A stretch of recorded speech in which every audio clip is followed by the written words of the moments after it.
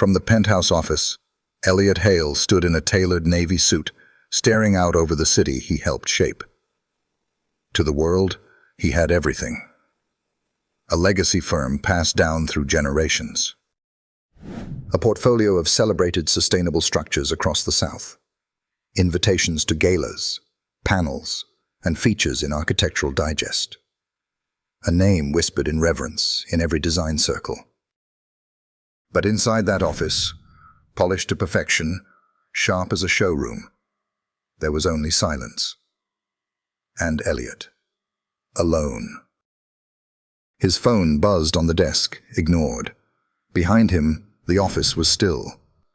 Neat stacks of design mock-ups. A wall of awards. A crystal decanter untouched. His gaze was locked on a man walking a dog across the square. Ordinary. Anonymous. Free.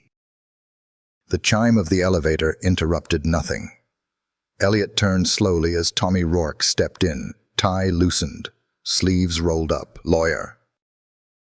Childhood friend, the last man Elliot allowed in without a calendar invite. "You read it?" Tommy asked, no preamble. Elliot's jaw clenched. He walked to the desk, opened a sleek leather folder, and pulled out the will. "Page 6, he muttered. Tommy nodded. "The clause is real. Your father's handwriting?" "Witnessed, signed." "Brilliant," Elliot said flatly. "Dead men laying traps from the grave." "Elliot," Tommy sighed, stepping closer. "It's not a trap. It's a final push. He was afraid you'd end up alone, dying at your desk surrounded by blueprints and bitterness." Elliot didn't answer. He looked down at the clause again. To retain 51% controlling interest in Hale Thorne Design, Elliot Davis Hale must be legally married by his 39th birthday. Failure to comply will trigger equal redistribution of all shares to existing board members. He had 6 weeks, 42 days, that was all. And the biggest shareholder besides him? Camille Thorne. "She's been circling," Tommy said quietly. "Buying up minor shares, positioning herself. If you don't move, she wins." Elliot said it without emotion, but the words tasted bitter. Tommy sat. "You know she'll gut the firm, cut the apprenticeship programs. Sell off the older properties. It'll become a boutique trophy shop for overpriced vanity projects." Elliot looked down at the city. "And I'll just be the man who lost his father's legacy over a signature." Tommy waited a beat. Then, carefully, "There is a way." Elliot shot him a look. "A Vegas elopement with a stranger off the street?" "No. Smarter than that." Tommy leaned in. "Someone who can play the part, fit the public profile, hold her own in a room full of legacy board members, and walk away when it's done, quietly." Elliot raised a brow. "And who did you find with that rare blend of desperation, composure, and moral flexibility?" Tommy smiled. "Her name is Lena Marin. She's different." A pause. "She's not a con, not a gold digger. She's a freelance eco-architect, self-taught, grew up rough but brilliant. She's worked on community builds, restoration projects, quiet reputation, no scandals. No ties. She's solid." Elliot narrowed his eyes. "And what does she get out of it?" "Funding. Autonomy. A clean contract that sets her up for future projects. And time away from the chaos she's been living in." Another pause. Elliot crossed the room, poured himself a glass of water, then set it down without taking a sip. "Where is she now?" Tommy checked his watch. "Waiting downstairs." "Said she didn't want to come up unless you agreed to meet." Elliot stared at the door. Then, after a beat, "Fine. Bring her up." Tommy nodded and disappeared. Elliot turned back to the window. From this height, the city looked manageable. predictable. Below, people were living real lives, falling in love, getting it wrong, forgiving each other. He didn't envy them. But tonight, he needed one of them. A soft chime. The elevator doors opened again. Elliot didn't turn. "I told you I'd come only if he agreed," came a voice. Clear, calm, southern, in rhythm, but not in drawl. He turned. Lena Marin stepped into the office like she'd been there before. No designer heels, no makeup mask, just dark jeans, a clean blouse, a messenger bag over her shoulder, and a sketchbook in hand. Her hair was pulled back in a loose knot, wisps escaping. Her posture was still, eyes unreadable. For a long moment, neither spoke. Then Elliot said, "You don't look like someone who belongs in a legacy firm's executive suite." Lena tilted her head. "And you don't look like someone desperate enough to offer a contract marriage." Tommy stifled a smirk in the corner. Elliot folded his arms. "Tell me what you know. I know your firm is bleeding goodwill. I know Camille Thorne's been whispering in boardrooms and pushing luxury redesigns that your father would have hated. I know you're respected but not loved. And I know that love, or at least the appearance of it, would shift your public image and the vote balance, just enough to hold the line." He said nothing. "I also know," she continued, "that I can be discreet, convincing. And I don't want to stay. I want 6 months, a quiet end. And my name out of the headlines." Elliot walked toward her. "And why would someone like you agree to this?" Lena looked straight at him. "Because sometimes surviving requires strange alliances. And because I believe in building things that last, even if I'm only needed for the scaffolding." That stopped him. She opened her sketchbook. Inside, a rough but beautiful redesign of the firm's neglected South Side property, reimagined as a public gallery and design school. "You drew this?" She nodded. "First draft. For free." "You can keep it, or you can hire me. Your call." Elliot didn't answer right away. He stared at the page, at the lines and curves, the way they captured both elegance and honesty. Finally, he said, "This arrangement, if we do it, it stays clean. No blurred lines. No assumptions. You do your job. I do mine." Lena nodded. "No expectations, just terms." A long silence. Then Elliot extended his hand. Lena stared at it, took it, and somewhere, deep in the hush between two strangers, agreeing to something neither fully understood, the first thread of something real began to take shape. Outside, the lights of Savannah twinkled on, oblivious. But in the penthouse above it all, a deal had just been made, and neither of them, though they'd never admit it, would leave untouched. If you enjoyed this video, comment 1 to let me know. If not, comment 2. Your thought mattered to me either way. The contract was signed in silence. Elliot handed her the pen. Lena's signature was steady, no hesitation, no flair. Just her name in neat cursive, like it had been written 1,000 times before. When it was done, she stood quietly, as if the weight of the agreement hadn't yet landed. But Elliot felt it. It settled between them like the hush after a thunderclap. "You'll move into the east wing of the Hale estate tomorrow," he said. "We'll hold a small private ceremony this Friday, just enough witnesses to make it legal." Lena nodded. "What do I wear to a pretend wedding?" Elliot didn't smile. "Something honest." She looked at him, eyes unreadable. "Then I'll need to dig deep." By the time she left the office, the sky had deepened into a soft indigo. The city lights blinked on, slow and golden, like stars rising from the cobblestone. She didn't glance back. She didn't have to. Elliot watched from the window until her outline disappeared into the dusk. The next morning arrived with the stillness only Savannah could deliver. Humid air heavy with jasmine, sunlight dappled through tree canopies, the occasional call of a distant ferry horn cutting through the calm. The Hale estate sat tucked along the edge of Forsyth Park, wrapped in wrought iron and ivy. Once a grand family home, it had been modernized only in pieces. Its bones were still 19th century, a wraparound porch, tall arched windows, sweeping staircases. Lena's rideshare stopped at the gate.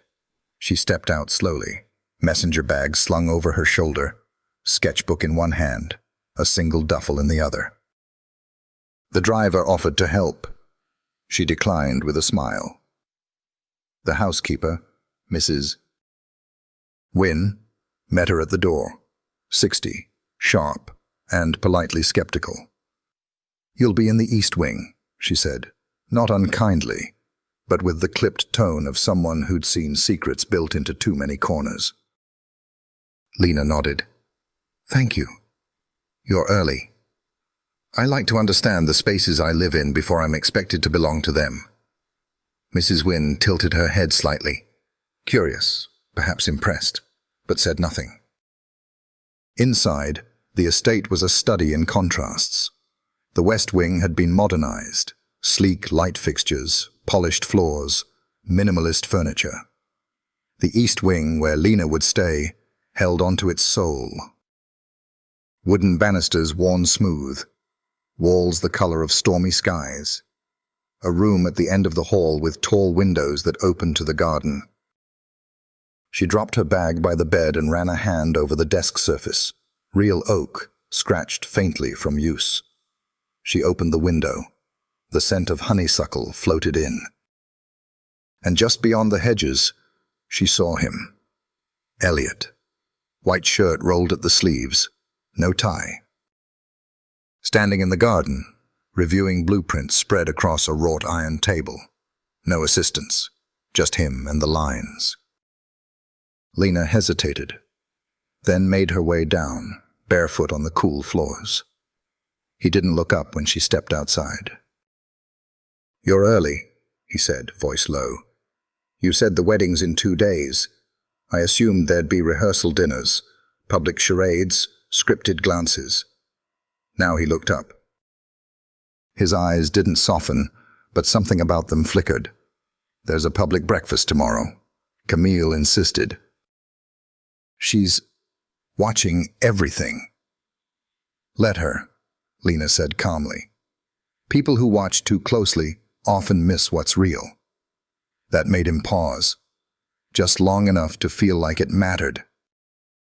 He turned the blueprint toward her. "This is the design I'm submitting for the Florence Pavilion. It's meant to house local artisans, with flexible gallery space." She studied it. After a moment, she pointed. "That window alignment's off. Morning light will burn the textile displays. Rotate the orientation 30 degrees and use recessed skylights. Natural but diffused." Elliot blinked. "I've studied your work," she said softly. "You don't make mistakes like this. So either you're distracted, or you were planning to impress investors with sunlit drama instead of long-term sustainability." Silence. Then a single word from him. Word. "Noted." She moved to leave, but stopped at the door. "Don't build something that'll fail after we're gone." He said nothing as she disappeared into the hall. That night, Lena walked the estate after hours. The place creaked and whispered like all old homes did. Photographs lined the hallway, generations of Hales, black and white, stern-faced ancestors. One photo, tucked behind a column, caught her eye. A boy, maybe 12. Mud on his trousers, grinning, gap-toothed, beside a wooden shack marked Hale's Son, 1996. She stared at it for a long time. then took out her sketchbook and began to draw, not the boy, but the house. As it could be, as it might become. In the West Wing, Elliot sat in the den, staring at the fireless fireplace. A tumbler of something untouched beside him. The room was still, except for the tick of the grandfather clock. Mrs. Wynne stepped in. "She's in," the older woman said. "Not sure she believes in any of it, but she's here." Elliot didn't respond. "She's not what I expected," Mrs. Wynne added. "But maybe that's the point." He finally looked up. "Was it ever this quiet before?" Mrs. Wynne smiled faintly. "Always. You're just hearing it now." She left him alone again. The next morning, the garden was dressed for company. Local press. A few board members. Camille. She arrived in cream linen and pearls, eyes sharp and polished as glass. She approached Elliot with a kiss on the cheek and a lingering glance at Lena. "So this is her," Camille said, lips curving in practiced pleasantry. "The mystery bride." Lena stepped forward. "Nice to meet you. I've heard you've been a key part of the firm's evolution." Camille raised a brow. "Evolution is necessary when tradition stagnates." "I agree," Lena replied smoothly. "But sometimes what looks like moss is just deep-rooted wisdom." Camille's smile tightened. Elliot said nothing, watching the exchange like an architect watching stress points under pressure. Later, as the guests mingled under white umbrellas and servers passed lemon tarts, Elliot approached Lena. "You handled her." Lena shrugged. "I've worked with town councils. Camille's not the sharpest knife." "She's the teaspoon with a hidden blade." That made him almost laugh. Almost. He looked at her. Really looked. "Why do this?" She glanced at him, then away. "Because something in me wants to see what happens when you stop building alone." For once, he had no answer. The air between them shifted, just slightly. And in the hush between speeches and flashbulbs and silent watchfulness, something took root. Not trust. Not yet, but something that could become it. Rain tapped against the tall windows of the East Wing, a steady rhythm that filled the silence like a metronome of unease. Lena stood barefoot in the hallway, arms folded, watching the storm roll in over the garden. Spanish moss trembled under wind. The lights of the city blurred behind the downpour.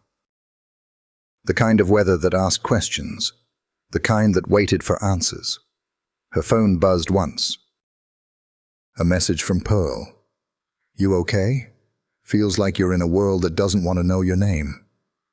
Lena didn't reply. Not because Pearl was wrong, but because she was too close to being right. She glanced back toward the stairs. Distant voices echoed from the parlor downstairs where Elliot entertained board members with Camille close at his side.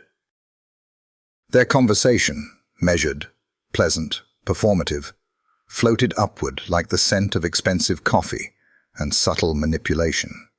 It wasn't jealousy. It was recognition. Camille Thorne didn't see her as a problem. She saw her as temporary, replaceable. A phase Elliot would outgrow like a soft season. Lena turned away from the sound and went back into her room. She sat at the desk, opened her sketchbook, and began tracing an outline. The gallery redesign Elliot had shown her. Elegant, ambitious, but cold. Too much glass. Not enough soul. She reshaped it with softer angles, inviting light. Places where real people would want to stand still. "Too polished," she murmured to herself, like he's afraid someone might stay. A soft knock came from the door. She hesitated. "Come in." Elliot appeared, unbuttoned at the collar, sleeves rolled back. There was a tension in his shoulders he hadn't had that morning. The storm had followed him in. "Didn't mean to interrupt," he said, nodding at the sketchbook. "You're not," she replied, closing it gently. "Just trying to make something less afraid." He tilted his head. Of what? Being loved.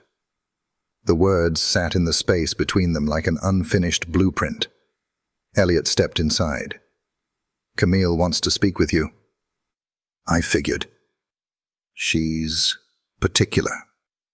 "She's territorial," Lena corrected, her tone soft but direct.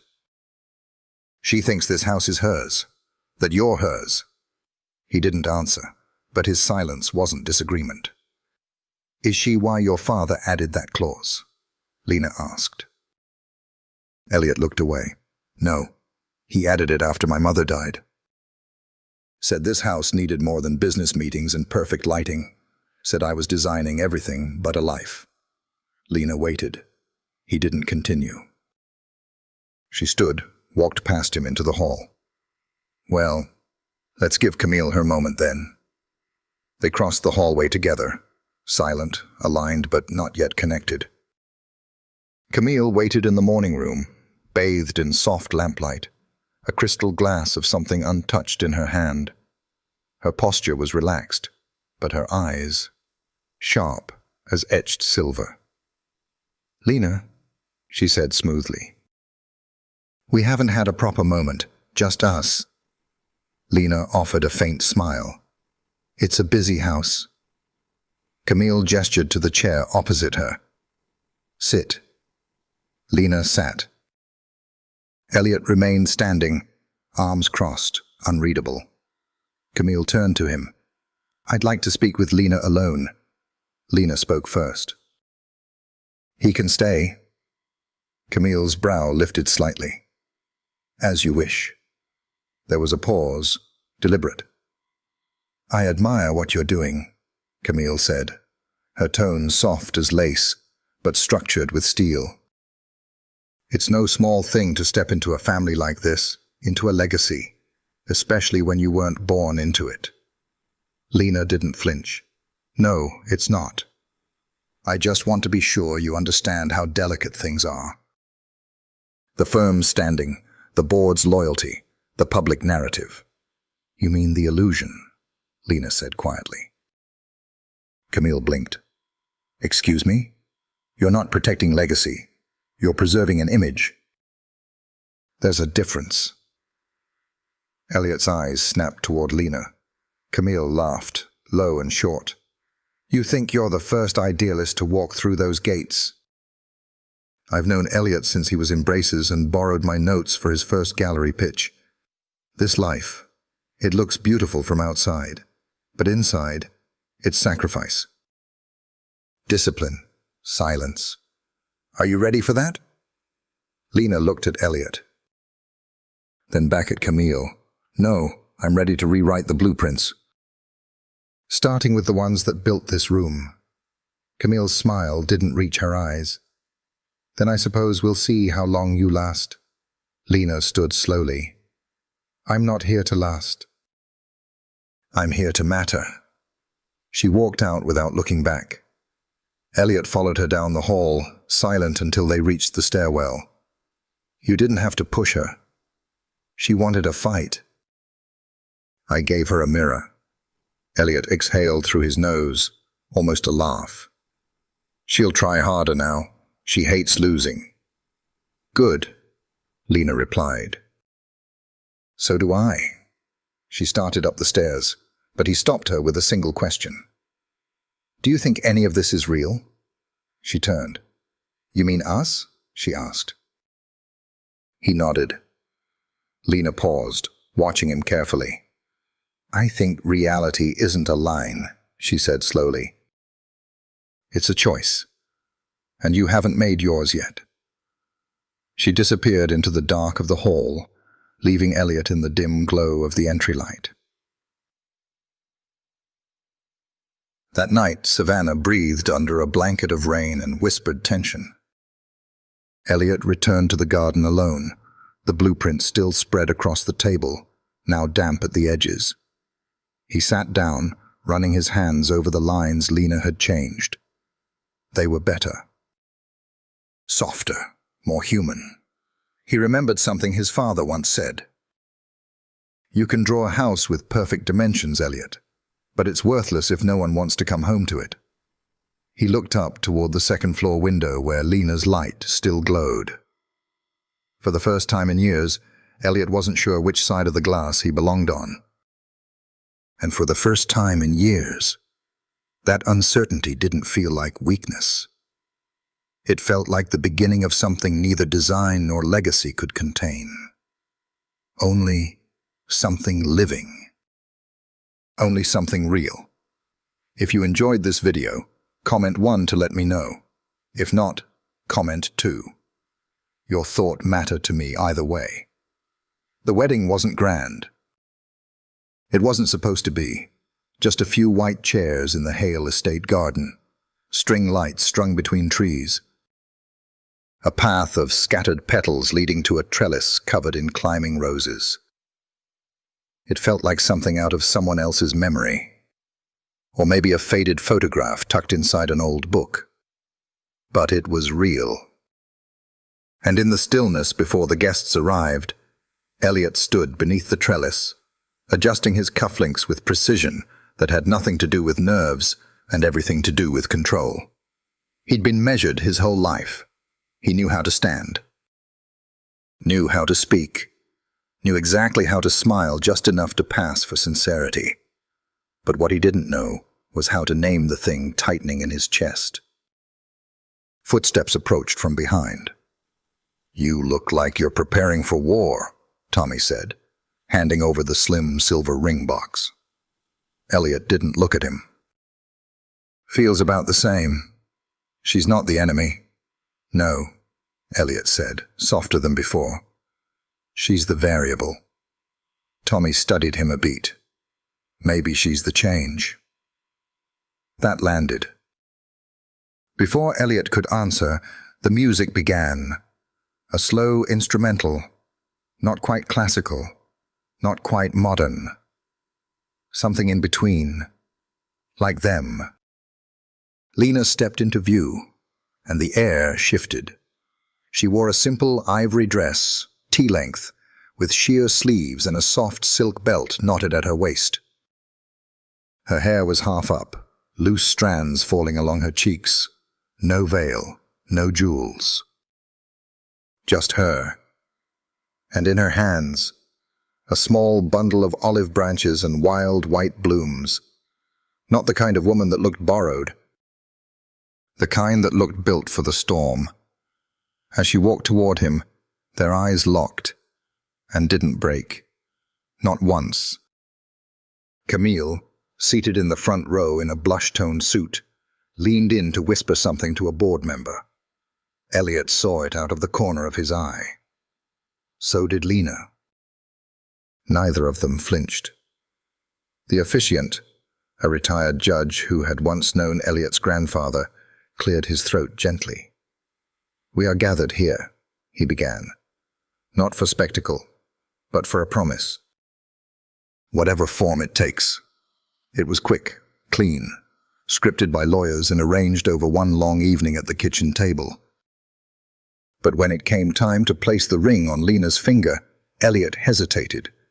Not because he doubted, but because for a single breath, it no longer felt like a performance. And he hated that he didn't know what that meant. When the judge pronounced them married, polite applause rose from the small crowd. Camille's smile was paper-thin. Pearl clapped quietly, her eyes fixed only on her sister. But Lena... Lena looked at Elliot like she'd just signed a contract with the storm. They didn't kiss. It wasn't part of the arrangement. Instead, Elliot offered his arm. Lena took it. And together they walked back into the house like people who had agreed to something much more complicated than marriage. Chapter. That night, the house was quiet again. Too quiet. Elliot stepped into the east wing hallway, loosened his tie, then paused outside Lena's door. He wasn't sure why. Maybe because all the applause had felt hollow. Maybe because he'd spent too long building things no one lived in. He knocked gently. Lena opened the door in a soft robe, barefoot, hair down. Elliot didn't speak. She didn't invite him in. Instead, she stepped into the hallway, arms folded, looking at him like she was bracing for a storm she'd seen coming miles ago. "I didn't expect a wedding gift," she said lightly. "But a knock at my door, on our first official night, feels risky.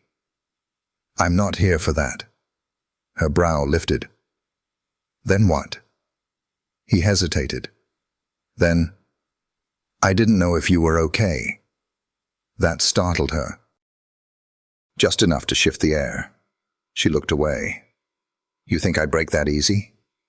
"No," he said, voice low. But it was still a lot. Lena leaned against the wall, arms still crossed. "Camille thinks I'm a phase." "She thinks everyone is," Elliot replied.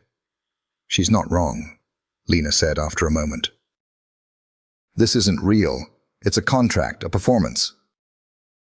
And yet, he waited. Lena looked at him, tired but clear. "I felt something today.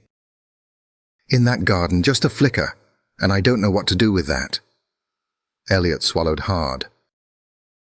"I've lived in a house full of walls," he said, "most of them mine. I don't expect you to tear them down."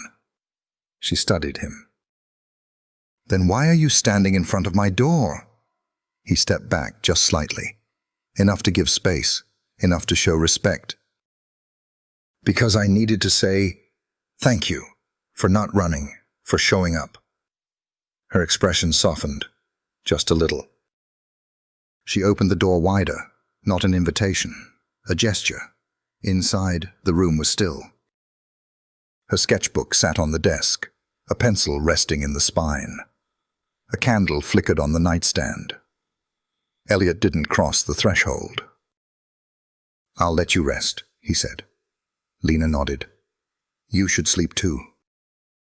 Your walls might need it." He almost smiled, then turned, walking down the hallway slowly, each step echoing louder than it should have. Inside her room, Lena closed the door gently and stood there, hand still on the knob, eyes closed. She whispered to no one, "What are we building? Really?" Later that night, long after the house had gone still, Lena sat on the window seat, knees pulled to her chest, watching the wind ripple through the garden. A knock came again, but this time it wasn't at her door. It was her memory, a soft one, a long-ago evening. Her mother's voice saying, "Don't marry the one who builds you a house, baby. Marry the one who wants to live in it with you."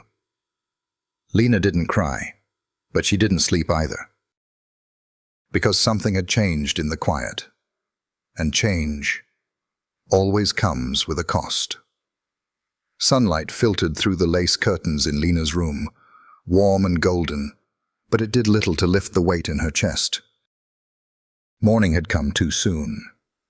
Outside, the garden still held the remnants of yesterday's ceremony, petals clinging to damp stone, ribbon trails curling in the breeze.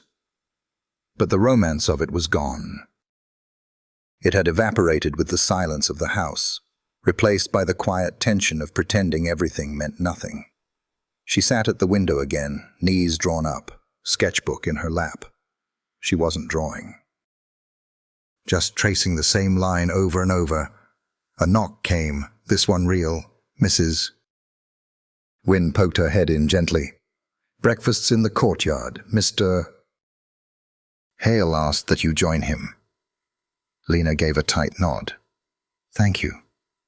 She didn't move for a moment, then closed her sketchbook, tied her robe, and began getting ready. Not for him. For the part. Downstairs, the courtyard table had been set under the shade of a flowering dogwood tree. Crisp linens. Fresh pastries. The kind of breakfast meant to be photographed for an estate magazine. Elliot was already seated, skimming the paper with one hand, stirring black coffee with the other. He looked up when she stepped outside, paused. "You didn't sleep," he said. "You didn't either." They didn't speak for a moment. The air hung between them, full of things unspoken. Then Lena reached for a slice of peach, placed it neatly on her plate, and finally asked, "Was Camille invited to this?" She wasn't. But that won't stop her from arriving. As if summoned by her name, Camille's voice rang out from the gate. "Well, don't we look positively domestic?" She swept in wearing an oversized sun hat and a dress the color of ripe plums. Her heels clicked on the stone path like punctuation marks. Elliot didn't rise. Lena didn't either. "Camille," he said evenly. Camille smiled and turned to Lena. "I thought I'd stop by with a small gift, housewarming for the bride." She pulled a slim, wrapped box from her bag and set it on the table beside Lena's plate. Lena didn't open it. Camille tilted her head. "Go on." "I picked it myself." Elliot shifted, about to speak, but Lena beat him to it. She unwrapped the box carefully, revealing a monogrammed fountain pen. Elegant. Expensive, cold. Camille leaned in. "For all those beautiful little designs you'll never get built." Lena's gaze didn't waver. "Thank you. I'll use it to sign the blueprints for the Westport project next week." Elliot's asked me to join the design review. Camille's smile cracked, just slightly. Elliot raised an eyebrow. He hadn't asked yet, but he would have. She had anticipated him. Again. Camille recovered quickly. "Of course. I suppose we're letting the honeymoon period double as a mentorship program now." Lena set the pen down. "Every marriage is a collaboration." "Isn't that what you always taught him?" Camille straightened. "I taught him discipline. You should take notes." "I am," Lena said softly. "Every time you open your mouth." The silence afterward wasn't heavy. It was sharp. Camille looked to Elliot. "Walk me out?" He hesitated, then nodded, standing. Lena didn't watch them go. She reached for her coffee and sipped, letting the bitterness settle on her tongue. In the driveway, Camille turned to Elliot. "She's getting too comfortable." "She's not," he said. "She's surviving." "And what are you doing, Elliot?" He didn't answer. Camille stepped closer, her tone quieting. "You were groomed for legacy." "Not sentiment." "She's not sentiment," he said. Camille's eyes narrowed. "Then what is she?" He looked back toward the courtyard, where Lena sat alone in the sunlight, completely still, like she belonged there more than anyone ever had. And that was the problem. "I don't know yet," he admitted. Camille smiled. "Then let me remind you who you are, before you forget." Later that afternoon, Lena wandered into the south gallery of the estate. She hadn't been in this wing yet, Elliot's private workspace, rarely used since his father's passing. The door was open. Inside, the space was filled with dust-filtered light and models frozen mid-construction. Scaled designs for a community library, a riverside cafe, a multi-use arts space, all paused, like the breath had been knocked out of the room and never returned. She stepped carefully, not touching anything, until she came to the last model on the far table. It was older, rough, but she recognized the lines. It was a redesign of the Hale estate. Open porches, expanded garden access. A studio built into the east wing, not for prestige, for people. She didn't hear him enter. "That was my first real project," Elliot said behind her. I made it for my mother. She died before I could finish. Lena turned, surprised by the vulnerability in his voice. I didn't know, she said quietly. No one does, he replied. Because I stopped telling stories after that. She looked back at the model. It's beautiful. He shrugged. It was too late. Lena walked slowly around the table, eyes still on the miniature version of their strange shared home. You don't have to finish it for her, she said. You can finish it for yourself. Elliot watched her. I don't know who I'm building for anymore. Lena met his gaze. Maybe you don't need to know yet. Maybe it starts with just letting someone else in the room. The air shifted between them. Not heavy. Not sharp. Just open. Elliot stepped closer. Not touching. Not assuming. Just standing beside her, facing the same model. What would you change? He asked. Lena didn't answer right away. Then, slowly, she pointed to a window near the second floor. Here, she said. Add a small alcove. Just enough space for someone to sit and look out at the garden. Why? Because if someone's hurting, that's where they'll go. Elliot said nothing. But that night, after she'd gone back upstairs and the house had gone quiet again, he returned to the gallery alone. And he made the change. Just like she said, an alcove, a window. A place to sit, a place to start. The late afternoon sun poured gold over the Hale estate, slanting through the veranda and catching flecks of dust in the air like fireflies. The day was warm, heavy with the scent of magnolia and old wood. Lena sat on the porch steps, sleeves rolled up, sketchbook resting on her knees. She wasn't drawing. She was waiting. Elliot had been gone most of the day, some private board meeting at the firm, Camille likely presiding like a queen in exile. He hadn't said much that morning. Just a low, "I'll be back before dinner," before disappearing into his car with Tommy close behind. But the silence he left behind lingered long after the engine faded. Lena flipped the page in her sketchbook and started mapping an idea for the alcove window they'd discussed. She couldn't stop thinking about it. Not just the design, but the fact that he'd listened. That night, after she'd returned to her room, she heard faint movement from the south gallery. She hadn't needed to look. She knew he was there. Knew he was adjusting that model, just like she'd said. She didn't know what that meant, but it meant something. The gate clicked open. She stood before she could think, brushing off her skirt as Elliot crossed the stone path. His face looked tight, drawn in ways she hadn't seen before. Not angry. Just weighed down. Board meeting didn't go well, she guessed. He paused. Not terrible, but not clean. Camille made her move. She tried to undercut you again. No, he said, stepping up onto the porch beside her. This time she smiled the whole time, said she's supporting me, publicly. Said she believes in the new Hale image. Lena's eyes narrowed.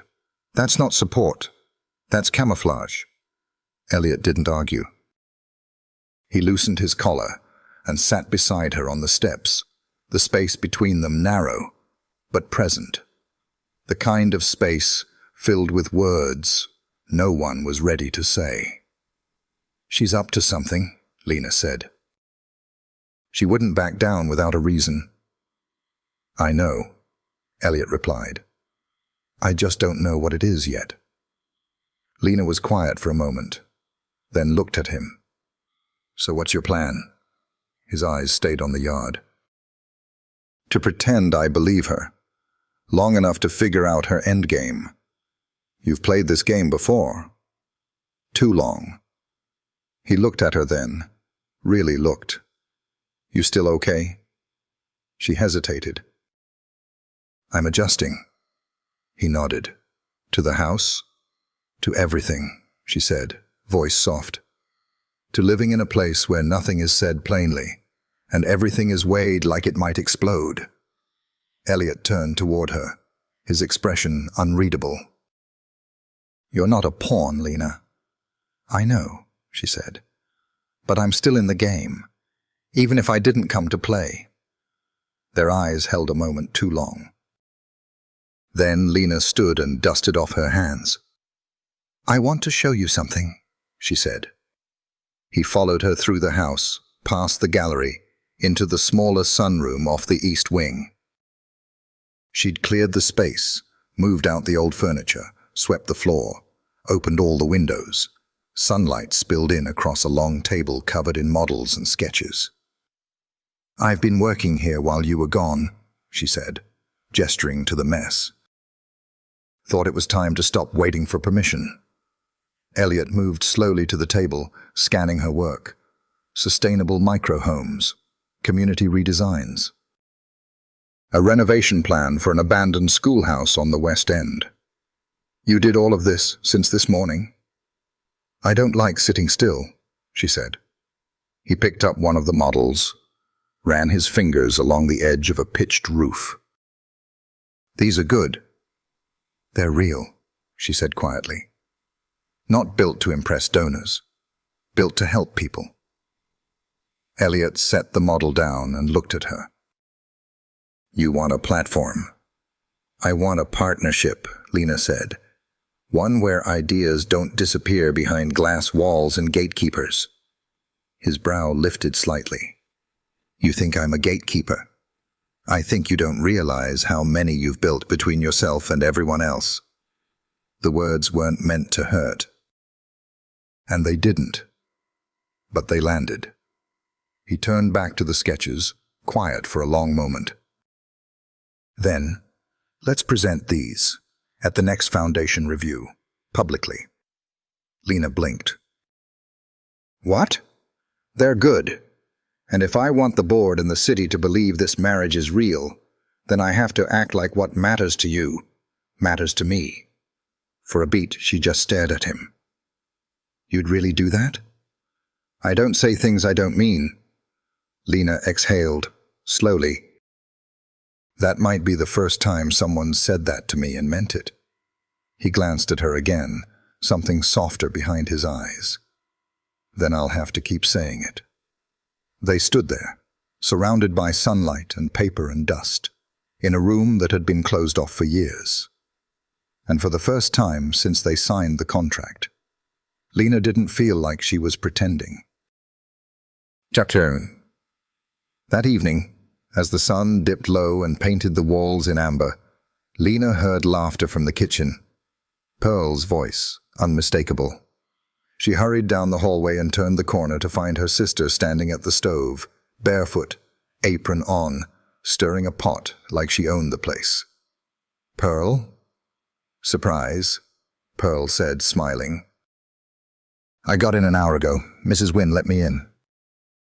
"Thought you could use a familiar face." Lena walked over and hugged her tight.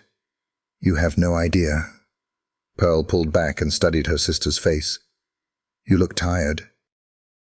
But strong. It's a strange house." "You've always made strange places feel like home," Pearl said. "Even when we didn't have one." Lena smiled, but there was something glassy in her eyes. Pearl turned to the pot again. "You ready for this next stretch? Press attention, public appearances, Camille's little mind games?" Lena leaned against the counter, arms crossed. "I don't know," she said honestly. "But for the first time in a long time, I don't feel like I'm facing it alone."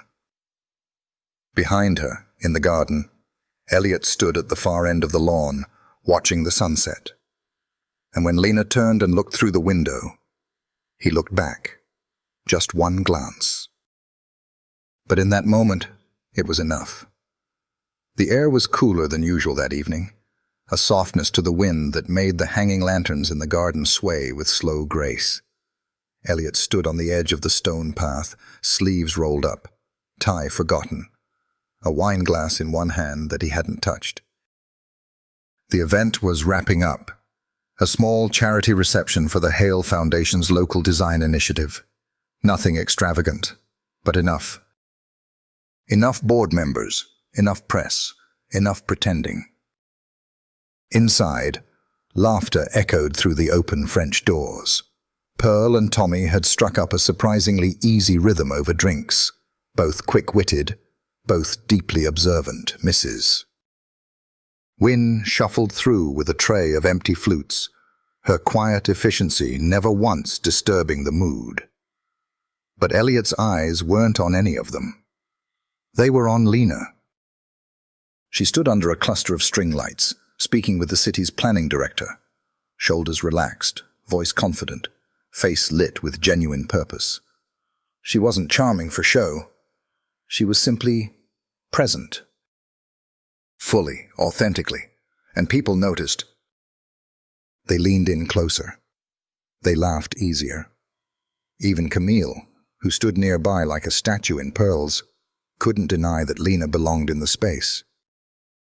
And that, Elliot realized, was what made her dangerous. To Camille. To anyone trying to keep things the way they'd always been. She wasn't playing the game. She was rewriting it. Tommy stepped beside him, nodding toward the scene. "You've got a problem." Elliot didn't look away. "What's that?"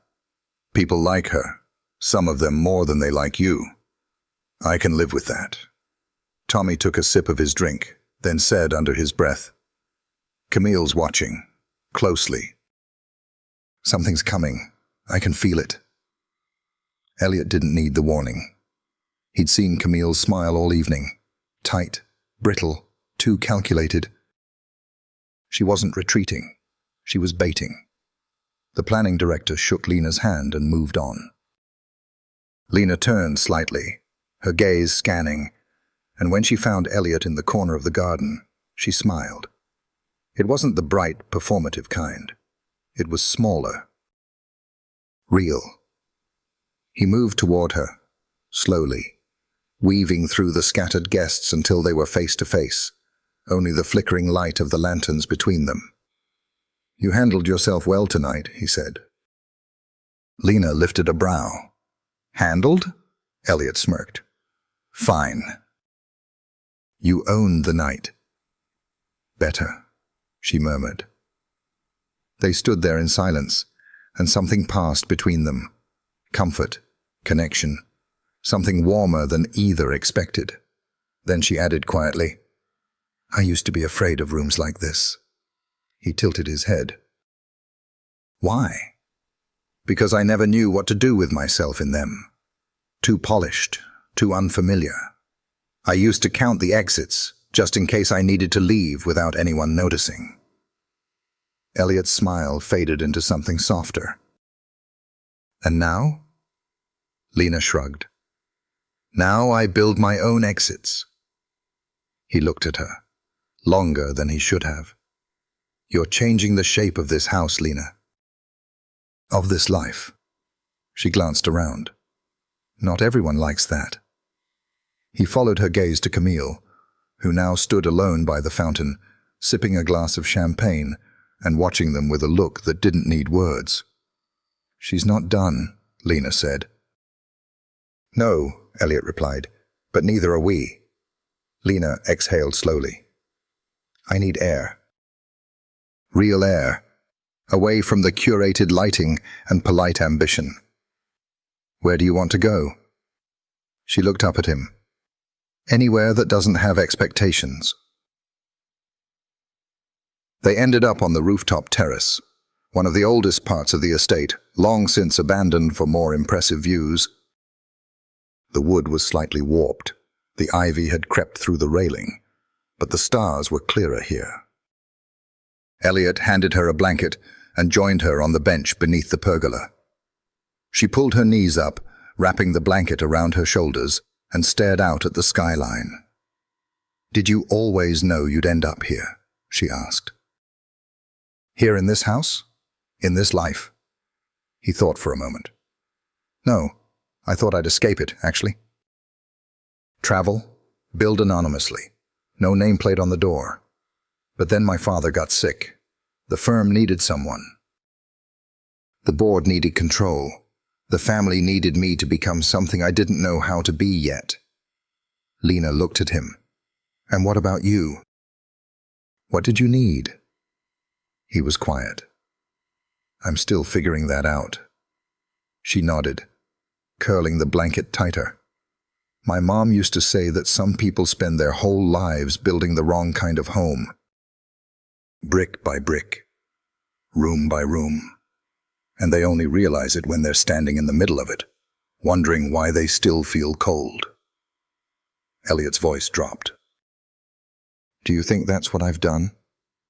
Lena didn't answer right away. Then, gently, I think you've built a masterpiece, but you forgot to leave space for warmth. He turned his head toward her. And you? She smiled faintly. I built nothing. I wandered. Drew on scraps, slept where I could, dreamed of spaces that didn't creak with shame. Elliot reached into his jacket and pulled out a small folded paper, creased, faded. What's that? She asked. He handed it to her. She opened it carefully. It was a sketch, simple, childish. A crude drawing of a house with tall windows, a tree, a swing. A girl sitting under it with a sketchbook, and next to her, a boy with wild hair and shoes too big. Lena blinked. Who drew this? I did, Elliot said, when I was 10. I don't know why I kept it, but lately, I've been thinking about the boy who drew that, before all the pressure. Before the walls. She looked at him. And what do you think he'd say about the man you became? Elliot was quiet, the night pressing gently around them. I think he'd ask why I stopped drawing things just to feel something. Lena refolded the sketch and handed it back. Then maybe it's time to start again. He didn't take it right away, so she placed it gently on the bench between them. Their hands didn't touch. But they didn't need to. The distance was closing, not with grand gestures, but with small, steady truth. And under the starlight, it was enough. Rain arrived without thunder. It drizzled over the Hale estate like a secret being told slowly, slipping down ivy-covered walls and pooling gently on the cobblestone paths. Inside, the windows fogged with warmth, and the house grew quiet in the way old homes often do. Listening. Lena stood in the south gallery, barefoot, hair damp from stepping out to feel the rain. She leaned over the drafting table, revisiting her plans for the Westport Initiative, a modular housing concept for low-income families near the marshlands. Her pencil moved with purpose, yet her mind wandered. The rooftop talk with Elliot had left her. Rattled. Not in a bad way, just in the way that happens when someone sees a version of you you've worked hard to hide, and doesn't flinch. She hadn't told him, but she hadn't drawn like that in years. Not freely, not without fearing who might laugh or dismiss it, but his sketch, creased, imperfect, honest, made her believe there was still value in things made without an agenda. A floorboard creaked behind her. She turned, expecting Elliot.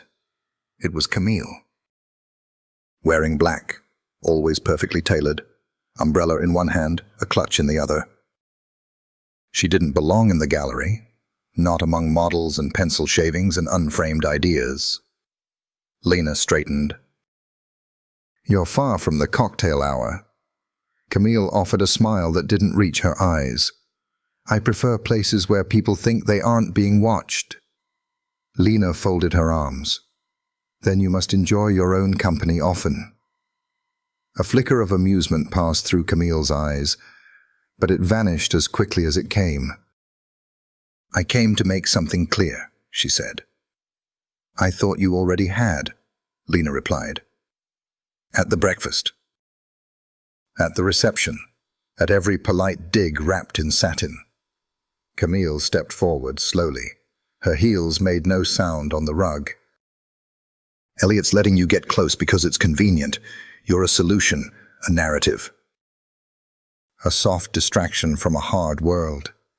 Lena's chest tightened, but her face didn't move. And what are you to him? She asked.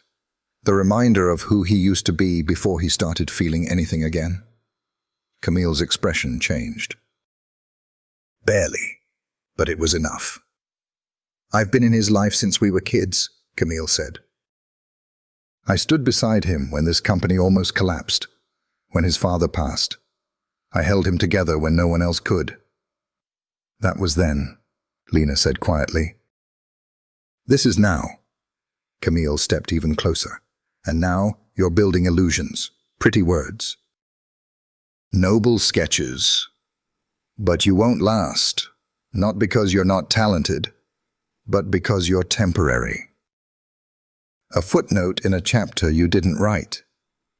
Lena didn't flinch. Instead, she stepped around the table and gently laid one of her design boards between them. This, she said, voice steady, is the layout for Phase 2 of Westport. It's already gained backing from the city and is on the next review docket. Your name isn't on it. Mine is. Camille stared at the design. I'm not here for forever, Lena added. But while I'm here, I will not be invisible. For the first time, Camille didn't speak. She simply turned, walked to the door, and paused. He'll choose legacy over love, she said without looking back. He always has. Then she was gone. The gallery door clicked shut behind her. And Lena stood alone, her hands braced on the edge of the table, her breath shallow. The rain tapped louder now. Or maybe it just sounded that way. She didn't know how long she stood there before she felt him. Elliot. Quiet behind her. Watching. I didn't mean to eavesdrop, he said softly. She turned slowly. But you did. He stepped inside, rain trailing behind him on his coat, which he shrugged off and hung near the door. She's wrong, he said. Lena didn't respond. He took another step closer. She's wrong about you. About this. This? Lena asked, voice almost a whisper. What is this, Elliot? He looked at her, fully, honestly. Something that started as a contract, and turned into something I don't have words for yet. Her voice cracked when she asked, Then why haven't you fought for it? That stopped him. She continued, breath trembling. You let her say those things. You let her stand in the spaces I've helped create, and tell me they'll never be mine. She doesn't speak for me, Elliot said. You do. The room felt small now. Not in size, but in intimacy. Every word carved space, or closed it. Lena stepped forward, slowly. Then tell me, Elliot, not as the CEO, not as the heir, as the man I stood beside in that garden, who watched me, not for the press, not for the board, but because something inside him moved. He was breathing hard now, not from effort, but from restraint. I don't know how to be him, he said, but I want to try. Lena didn't blink. I don't need you perfect, she said. I just need you present. And for the first time, Elliot took her hand. He didn't pull her in. He didn't make promises. He just held it, warm, firm, trembling slightly. Like someone letting go of everything he thought he had to be, and finally choosing to just be with her. The rain outside eased, but inside, something had begun. Quiet. Unspoken. Unstoppable. The following morning unfolded with a hush, as if the estate itself had exhaled overnight. The rain had washed everything clean, the windows, the stone walkways, the air. Birds called softly through the dripping branches, and for the first time in weeks, the garden didn't feel like a stage. Lena stood barefoot in the kitchen, pouring herself a cup of tea. The soft clink of porcelain was the only sound until Mrs. Wynne shuffled in, her hands full of fresh herbs. "You're up early," the older woman said, setting down a basket of rosemary and mint. "Couldn't sleep," Lena replied, her voice gentle. "Your eyes are quieter today, Mrs." Wynne observed. Lena blinked. "Is that a good thing?" "It means something inside you stopped fighting." She plucked a sprig of rosemary. "Peace looks different on everyone. Yours always shows up in the silence." Lena smiled softly, stirred her tea, and let the quiet linger. She wasn't sure what had shifted between her and Elliot last night. He'd held her hand. He'd said things with weight, but it wasn't just about words. It was the stillness, the way he didn't try to fix or lead, just stay. That meant more than declarations ever could. Later that day, a delivery truck arrived. Lena watched from the window as two men wheeled in crates labeled Exhibit Materials, Savannah Architectural Archives. Pearl raised an eyebrow from the foyer. "Expecting a pop-up museum?" Lena's eyes widened. "I didn't order anything." But she had a suspicion, and it was confirmed when Elliot walked through the door moments later, holding a folded piece of paper and looking like someone who had made a very intentional decision. "I asked the archive to loan us some pieces for the Westport presentation," he said. "Original sketches, some site photography. Things that tell the story." Lena tilted her head. "You went to the archives?" "Margot helped," he admitted. "She called in a few favors." Pearl crossed her arms, amused. "Margot Hale, the Margot Hale." Elliot nodded.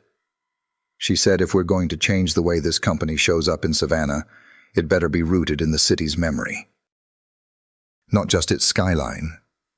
Lena couldn't stop smiling. "That's exactly what I said last week." "I know," he said quietly. "That's why I listened." He held out the paper to her. She unfolded it.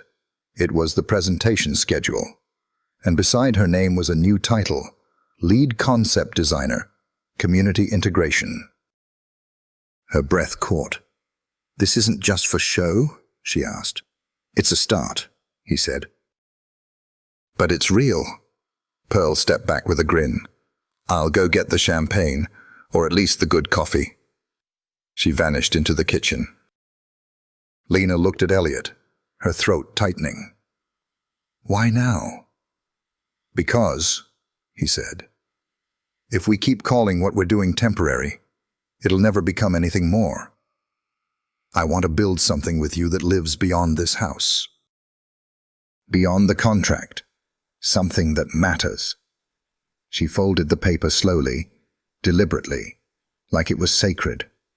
"Then, we better get to work." That evening, preparations filled the gallery. Boxes opened, posters mounted, lighting adjusted. Margot arrived, wrapped in a shawl and wielding a cane she didn't need but liked to lean on when making a point. She surveyed the room with the eyes of a woman who had seen legacy bent and twisted through generations. Then she turned to Lena. "You've stirred the hive," she said, lips curving. "I'm sorry?" Lena asked, startled. "The board?" "Camille, the donors. They don't know where to put you. You're not legacy, not lineage, and that terrifies them." "I didn't mean to threaten anyone." "Oh, sweetheart," Margot said. "That's not a flaw. That's the mark of progress." Elliot entered just then, sleeves rolled, tie tucked in his pocket. He looked at his grandmother, then at Lena. "She's right," he said. "They're watching." Margot smirked. "Let them." Pearl peeked her head in. Heads up. You've got company. Lena stepped into the foyer and felt the chill before she saw the source, Camille. Draped in grey silk, carrying a folder, her smile poised like a dagger. She walked in like she already owned the room. "I heard we're doing previews," she said, holding up the folder. "Thought I'd offer a few alternative slides for the presentation." Lena didn't take the folder. "We already finalized the sequence." Camille shrugged. "Of course. But sometimes last-minute edits are what elevate a pitch." Elliot stepped beside Lena. "We don't need your edits." Camille's eyes sparkled. "You might. Especially if the city finds out about the zoning discrepancy in the Westport plans." Lena's stomach dropped. "What discrepancy?" Camille opened the folder and laid out a series of documents, scanned blueprints, marked reports, and a highlighted memo from the zoning office. One section of the proposed site overlapped with land under review for commercial development. Lena scanned it quickly. This wasn't in the original parcel data. "Because someone changed it after you submitted," Camille said smoothly. "And now the design integrity is in question." Elliot's voice was firm. "We'll get ahead of it." Camille's smile widened. "You'll try, but the Planning Commission isn't known for its flexibility. And if this presentation goes forward as is, well, it could reflect poorly on both the firm and your shiny new design lead." Lena swallowed hard. Camille leaned in. "Legacy is heavy, Lena." "You sure you're built for it?" Then she turned and walked out, heels echoing like punctuation. Silence fell in her wake. Lena turned to Elliot, heart pounding. "She's right. If this discrepancy becomes public, then we adapt," he said. "We audit everything. We revise. We don't let this define the project." Lena nodded, but her voice cracked. "I should have caught it." "No," Elliot said. "You shouldn't have had to. You trusted the data. That's not a weakness." She looked at the documents again. "If this tanks, they'll say it's because I wasn't ready. Then we make sure it doesn't tank." Their eyes locked, and in that silence, something crystallized. Not fear, not blame, but purpose. Together they turned back toward the gallery and began again. The storm hit at midnight. Not a storm of thunder or wind, but of urgency. Of papers rustling too fast, printers humming at odd hours, emails pinging from every corner of the Hale Estate's Wi-Fi signal. Lena hadn't slept. Neither had Elliot. They had moved the gallery's drafting tables into the upstairs library, closer to the server access, closer to the architectural archives, closer to the fire they now had to put out. Camille's zoning bombshell wasn't fiction. The discrepancy was real. But so was the solution. "Okay," Lena said, rubbing her eyes and clicking through another satellite map overlay. "I just confirmed that the alternate parcel on the east side is still listed under transitional jurisdiction. If we reroute the utility access points through that segment, we can preserve the original layout with only minor adjustments," Elliot finished. "Minimal displacement. We'll have to justify it as an environmental impact improvement." Lena leaned back in the creaky leather chair, exhaling. "That'll buy us time. And credibility," he added. "The city doesn't like being surprised, but they love being impressed." She glanced over at him. He was working like he hadn't in weeks. Head down, hands quick, voice calm but alert. He was the Elliot she'd imagined he used to be, before the boardrooms and press releases muted his spark. "How are you not panicking?" she asked. He paused and met her gaze. "Because you're here." The words landed soft and fast, like breath against skin. He looked away just as quickly, standing to pour coffee from the French press. Pearl had left them hours ago. Lena watched him. "You know," she said, When you're not under pressure, you're harder to read. Elliot raised an eyebrow. That a compliment? It's a warning, she replied, lips curving. They exchanged a glance, one part banter, one part battle-born trust. Then he handed her the coffee, and they fell back into their rhythm. By morning, they had the redesign mock-up ready for print. By noon, Margot had arranged a call with the Planning Commission, and by 2, Lena was standing in front of a panel of city officials in a crisp black dress, her revised presentation in hand, her heart pounding behind her ribs. The boardroom was cold and overlit. Camille was there, of course, seated near the back with an unreadable expression, her own slides ready in case Lena slipped. She didn't need to win the meeting. She just needed Lena to lose it. But Lena didn't give her that chance. She stepped forward with confidence she had earned, not borrowed. "Good afternoon," she began, voice steady. "My name is Lena Hart, lead concept designer for the Hale Foundation's Westport Initiative. I'm here today not just to present a project, but to tell you about a pivot." The slides illuminated behind her. Not perfect, not glossy, but clear. Intentional. "We encountered a zoning issue last night, something we should have caught earlier. But instead of delaying or hiding it, we acted. Because real design, real progress, adapts." She clicked to the next slide. "We've adjusted the lot usage, restructured access points, and preserved environmental corridors. The result? A layout with more flexibility, better solar exposure, and increased community accessibility." Murmurs passed across the table. A good sign. But she didn't stop. "This isn't just about architecture," she said, voice deepening. "It's about trust, about designing for the people who will live there, not just the ones funding it. About being accountable when it matters most." Behind her, Elliot stood still, watching her speak like he was seeing something sacred. Not performance. Presence. When she finished, the room was quiet for a beat too long. Then the head commissioner leaned forward. "Thank you, Mrs. Hart. That was one of the most transparent revisions we've seen in recent months." Another commissioner nodded. "We'll need formal reapproval for the land swap, but you've made a compelling case." Lena exhaled, just barely. "We're ready to work with your office to finalize that." The head commissioner closed the folder in front of him. "We look forward to it." Back at the estate, the team gathered in the south garden. Pearl, Margot, Mrs. Wynne, and a few junior designers who had helped with the emergency overnight edits. The mood was light, celebratory. Even Camille didn't make an appearance. Elliot poured Lena a glass of lemonade. Cold, tart, perfect. "You did it," he said.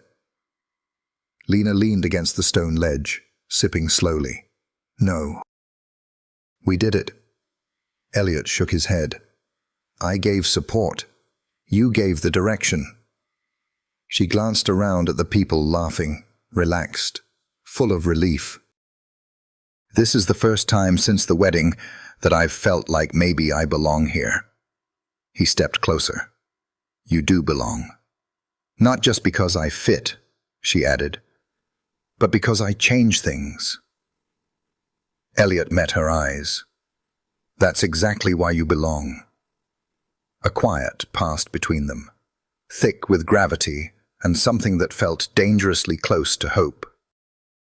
Then, softly, Lena asked, "Do you ever think about what happens after?" Elliot's brow furrowed. "After what?" "After the contract. After the press stops caring. After Camille finds a new distraction." He hesitated. "I used to avoid thinking that far." "And now?" "I think," he said, voice low, "that maybe after doesn't have to be separate from this. Maybe it's the next version of it." She looked down at her glass, then back at him. "That's not a promise." "No," he said, taking a step closer. "It's a decision, and I'm making it." Lena didn't answer. Instead, she leaned in. Not a kiss, not a confession. Just a moment. Forehead against his, breath shared, presence given. A vow, not of words, but of willingness. To try, to build, to stay. The sun rose slow and hazy over the Hale estate, soft light bleeding through gauzy curtains in Lena's room. She was already awake, sitting at the edge of the bed with a letter in her hands. No signature, no return address. Just a folded page delivered by hand to the house before dawn.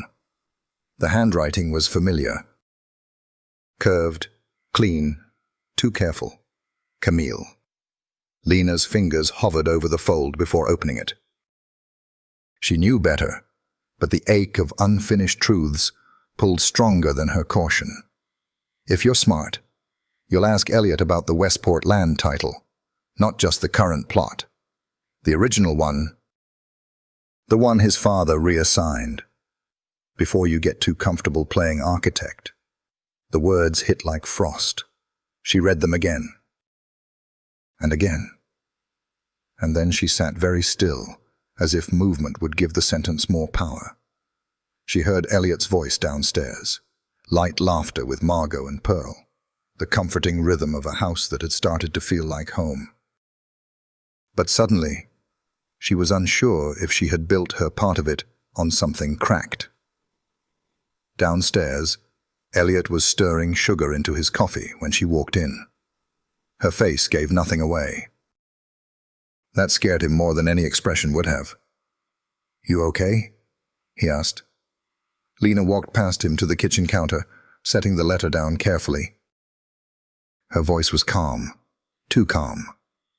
"Did your father reassign land from the Westport neighborhood years ago?" Elliot froze, the kind of still that held too many memories at once. Lena watched him. "Don't say you don't know, not this time." He reached for the letter slowly, eyes skimming over Camille's words. When he finally looked up, the edges of his voice were raw. "I found out 2 years ago, after he passed." She waited. "I wanted to fix it, quietly. I thought maybe I could transfer it back under the foundation. Build something good on it and make it right. But you didn't tell anyone," Lena said. "You didn't tell me." "I was going to," he said, taking a step closer, "before Camille used it as leverage. Before you were tied to this project, I didn't want it to color your work." "But it does, Elliot." Her voice cracked. "You knew the foundation might have been complicit in displacing those families, and you let me walk into that meeting with that history under my name." "I wasn't trying to protect the lie," he said. "I was trying to protect you." Lena's breath shook. "Don't do that. Don't make this about noble silence." "I made a mistake," he said, quieter now. "I kept the worst part buried, hoping it would stay buried. That's on me." She turned away, pressing her hand against the cold marble counter. "I trusted you," she whispered. "Not just in the work, in the why behind the work." "I still believe in the why," he said, "even if I've failed at the how." Silence wrapped around them like a heavy coat. Lena looked up at him, eyes rimmed red. Not from anger, but from disappointment. "You don't get to ask for my heart if you're still making choices like your father did." He flinched. Quietly, deeply. "I'm not him," he said. "Then prove it," she replied. "Start by telling the board, the city, the truth. That could blow the entire project apart. Then let it." She stepped back, creating space that hadn't existed between them in days. "Truth first, or there's nothing left to build." Lena turned and walked out of the kitchen, and for the first time, Elliot didn't follow. The air inside the estate shifted. not with movement, with meaning. Lena's absence that morning left a different kind of silence, one that stretched between the hallways, wrapped around Elliot's every thought, and clung to the corners of each unfinished conversation. He'd sat at the kitchen table long after she left, coffee gone cold, eyes fixed on the unopened ledger from his father's final year. Inside were notes he hadn't dared read again since the funeral. But now he had no choice. The truth Lena asked for wasn't a gesture. It was a condition. And if he wanted her trust back, if he wanted her back, he'd have to stop managing consequences and start carrying responsibility. He opened the book. Midway through, he found it. A line item, land deed transfer, executed through a shell partnership. The Westport parcel. Displacement estimated at 28 families, justified by commercial long-term value. His father's handwriting annotated the margin. Legacy is built through sacrifice. They'll understand eventually. Elliot closed the book gently. Then he picked up the phone. By noon, he was standing before the board. Not in a suit, no press in attendance, just 10 chairs filled with shareholders, architects, and legacy loyalists who looked at him with practiced patience. "I've asked you here to disclose something that should have come to light much earlier," he said. The room stilled. He laid the deed on the table. "This land, part of the original Westport development, was acquired by my father under a legal technicality that displaced several families. That transfer was not transparent. It was not ethical. And it is the ground we now hope to build on." A murmur rippled across the table. Camille sat off to the side, not surprised, just waiting to see how far he'd go. Elliot continued. "We cannot build community equity on buried harm, which is why I'm proposing we establish a reparation fund for the affected families. And we file full disclosure with the city before we finalize Phase 2. A board member frowned. "Do you realize what that could cost us?" "Yes," Elliot said, "but I know what it'll cost us if we don't." Camille leaned forward. "And do you plan to hand over your position too? You're admitting to a cover-up." "I'm admitting to silence," he said, "which is no longer a language I choose to speak." The oldest board member, a woman named Darla Grange, looked him over. "And what changed your mind, Elliot?" He paused, then answered honestly. "Love did." Lena sat beneath the weeping willow at the edge of the property, sketchbook balanced on her knees, not sketching. Just sitting. Pearl found her there. Without asking, she sat too, pulling a peach from her pocket and offering it wordlessly. Lena smiled faintly and took it. "He told the board," Pearl said. "All of it." Lena blinked. "What? This morning, no spin, no cover." Even Camille was too stunned to interrupt. Lena's voice caught. "And the city?" "He's meeting with the commission again this week. Said he wants to be the one to stand in front of them and explain it, not his team. Not a lawyer, just him." Lena looked down at her hands. "I didn't know if he would." Pearl leaned back on her elbows. "I did." They sat in the dappled light for a while, the wind teasing the edges of Lena's sketchbook. Finally, she spoke. "Why do we always think love has to come with safety?" Pearl smiled. "Because stories taught us that. Fairy tales, movies. But the good ones, the real ones, they don't start with safety. They start with truth. And they keep going through the hard parts." Lena's voice was quiet. "I'm scared." "You should be," Pearl replied. "That's how you know it's worth staying for." That evening, Lena returned to the house just as the light turned golden across the second-floor windows. She found Elliot on the balcony outside the study, sleeves rolled, hair wind-tossed, hands on the railing like he was holding on to the day's weight. He didn't turn when she stepped outside. "I heard," she said. He looked over slowly.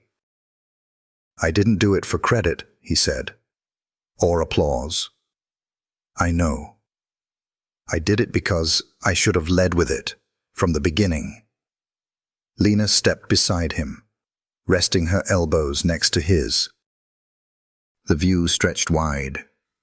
Savannah's rooftops in the distance, trees moving like breath. "I don't need you to be perfect," she said. He turned to her. "I need you honest, messy, human.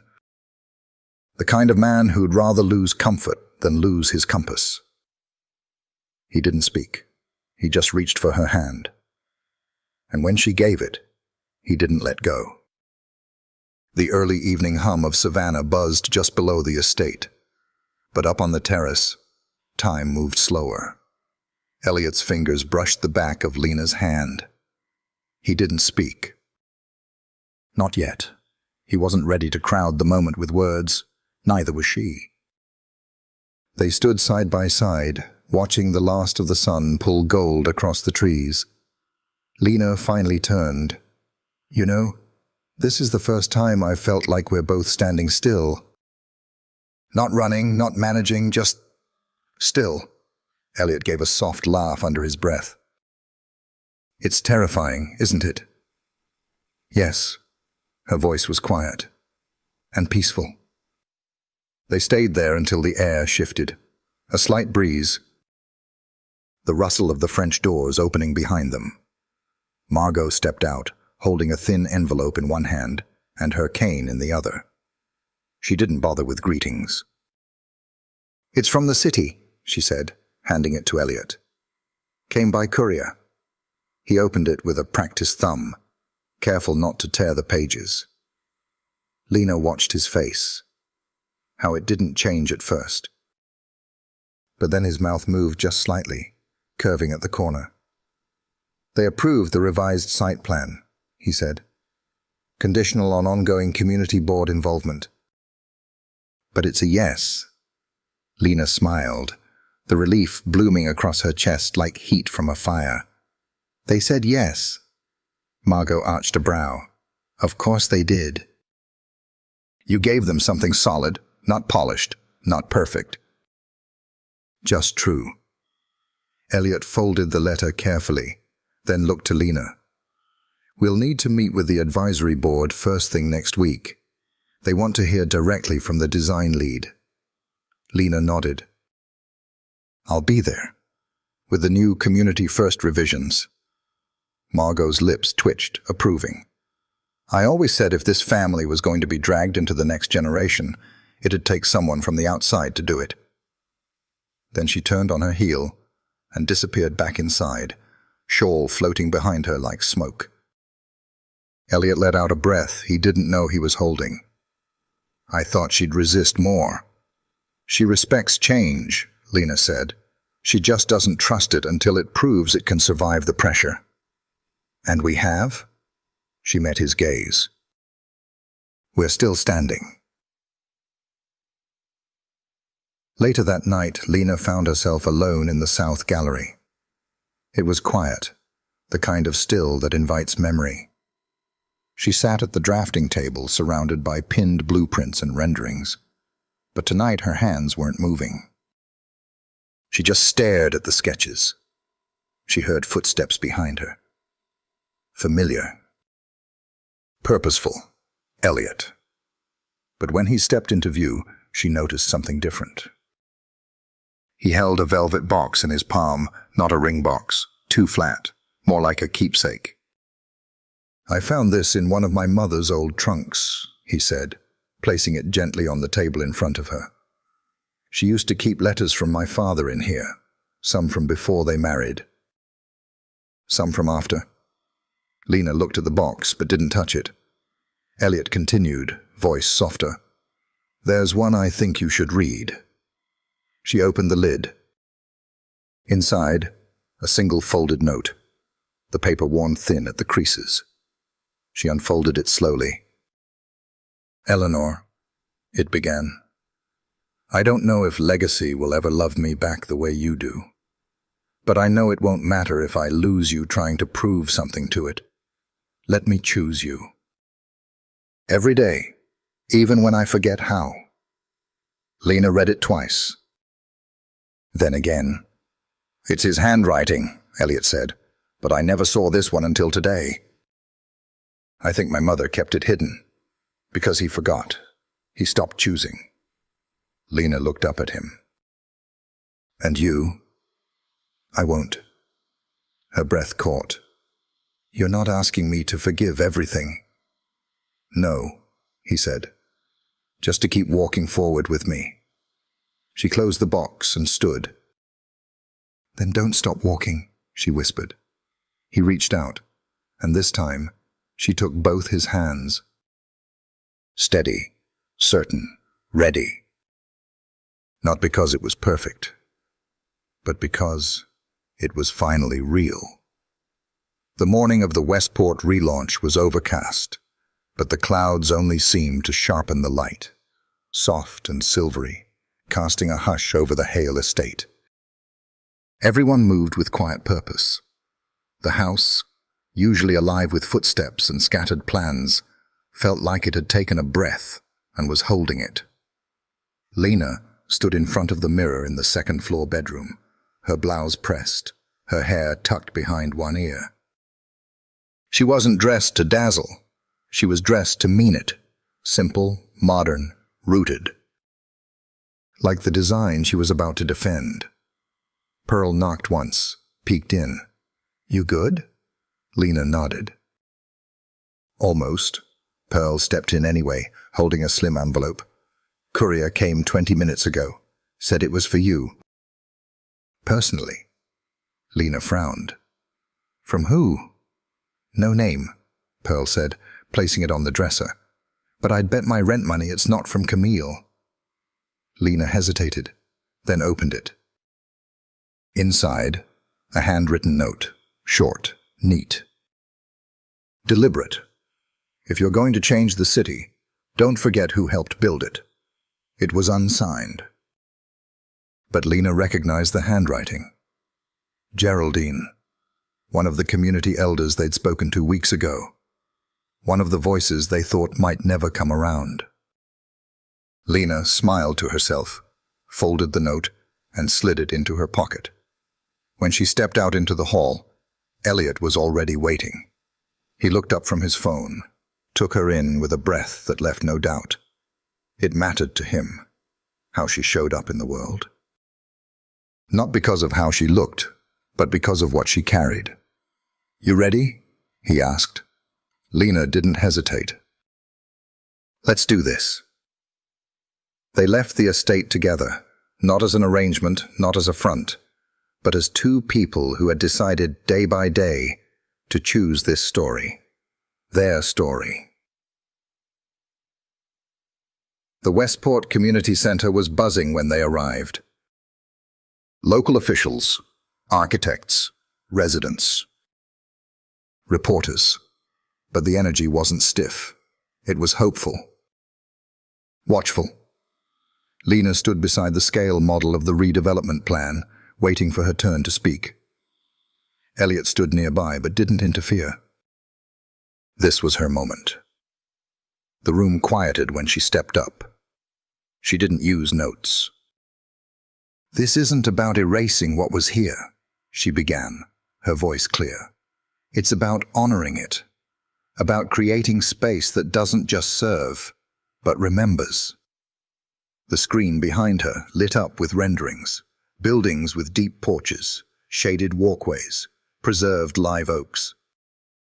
Parks, learning centers, a mural wall where former residents could tell their stories, in their own words. "We're not just building structures," Lena said. "We're building dignity.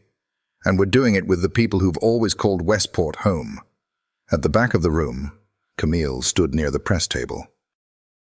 Her arms were crossed, her expression unreadable. But even she didn't interrupt.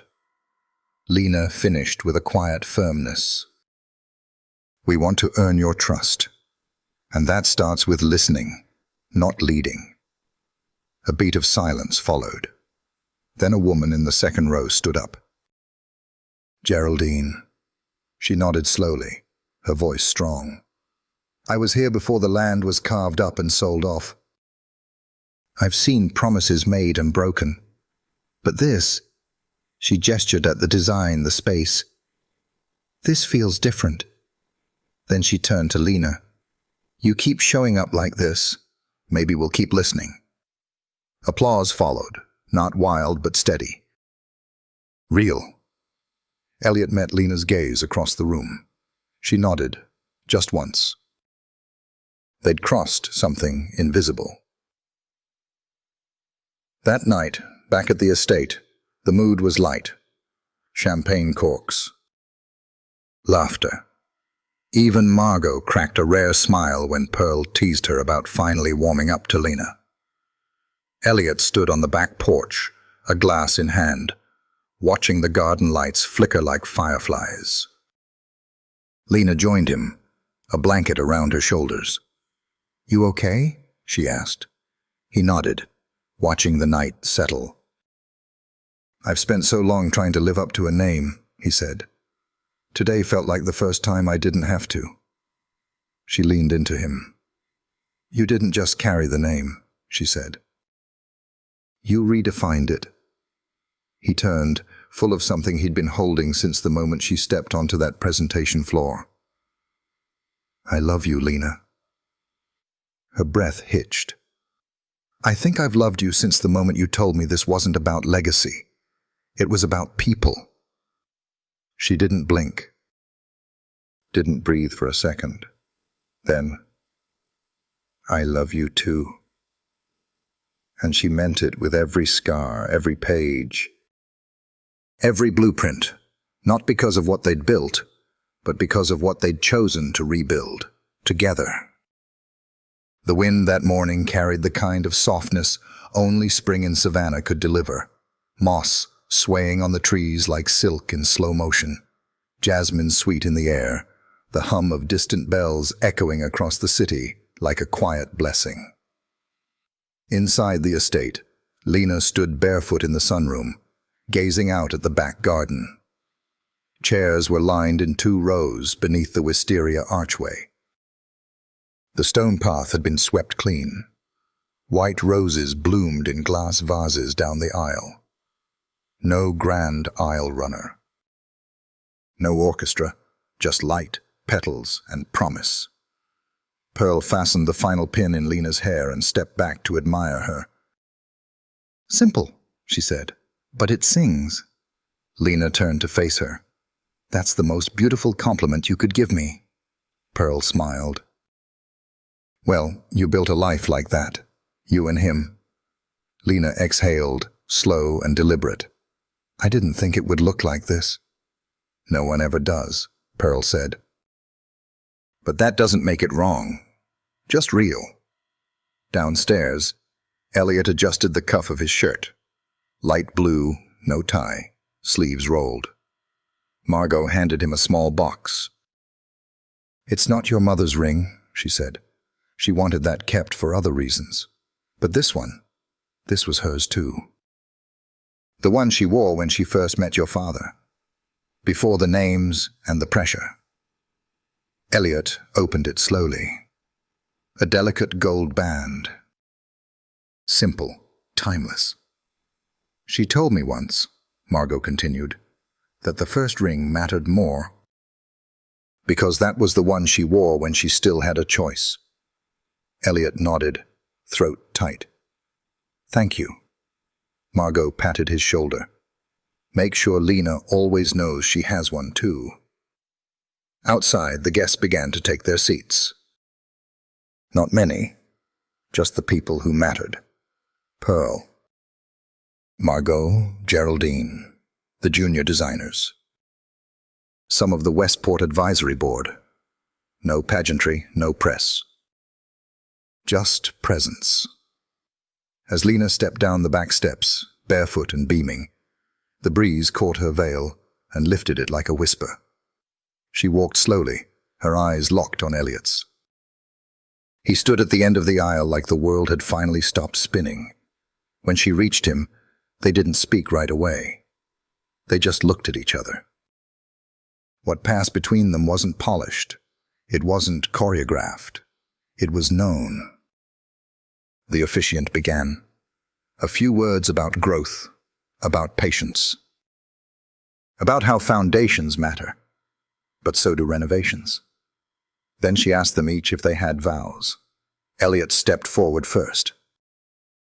"I thought legacy was something you inherited," he said. "But it's not.